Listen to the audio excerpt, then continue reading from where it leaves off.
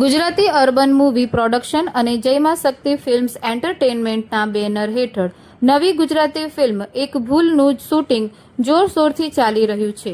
આ ફિલ્મનું દિગ્દર્શન જાણીતા ડાયરેક્ટર અશોક વાઘેલા કરી રહ્યા છે, જ્યારે ફિલ્મના નિર્માતા વિજય શાંતા છે.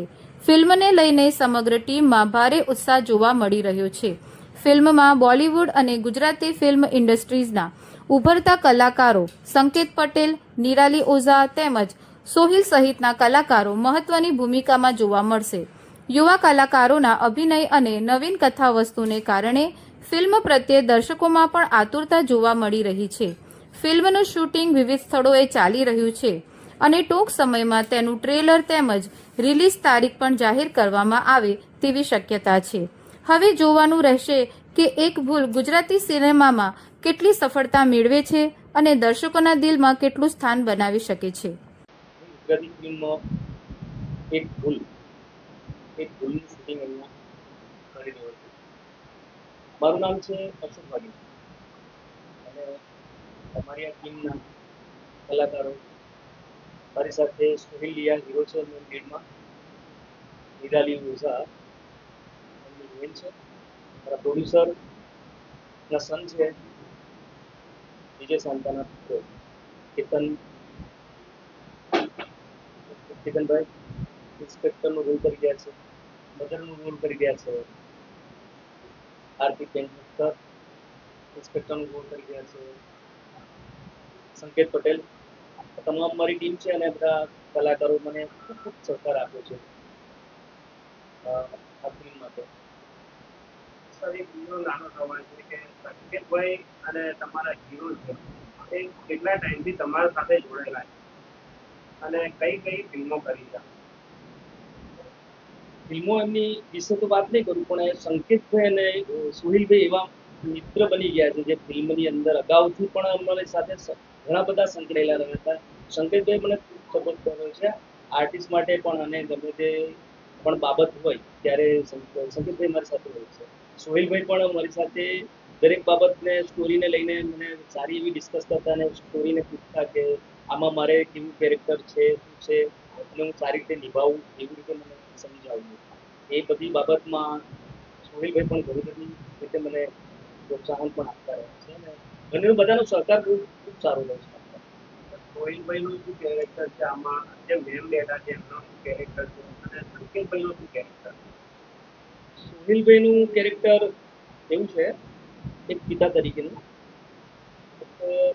પુત્ર પોતાના બાળકો જ્યારે ક્યારેક કોઈ ભૂલ કરી લે અને એ ભૂલનું કારણ મા બાપ પર આવે અને એ ભૂલના કારણે મા બાપને કેવી ભૂલ ભોગવવી પડે છે એનું કારણ સોહિલભાઈએ સરસ રીતે એમનું પાત્ર નિભાવ્યું છે.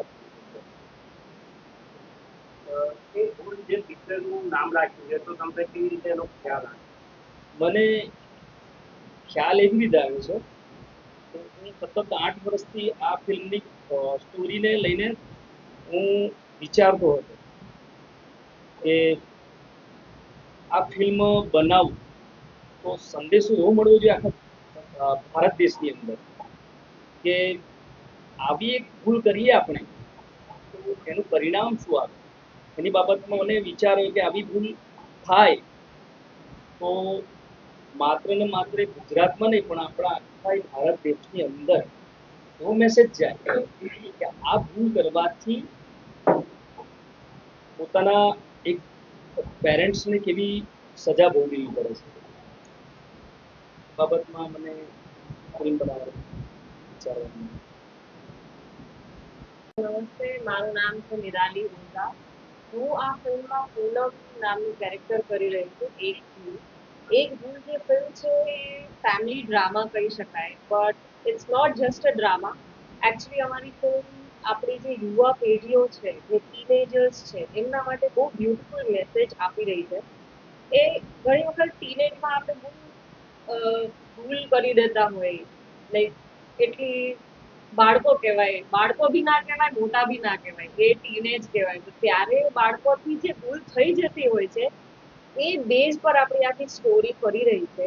અને એક ભૂલના કારણે જે એટલી હસતી ખેલતો પરિવાર હોય એના પર શું વીતે છે, આપણી ગવર્મેન્ટના આપણું કાનૂન જે રીતે સંકળાયેલું છે એનાથી એક હસતી ખેલતી ફેમિલી ઉપર આવી નાની ભૂલથી શું અસર થાય છે એના પર આખી ફેમિલી ડ્રામા છે આપણી ફિલ્મ એક ફિલ્મ.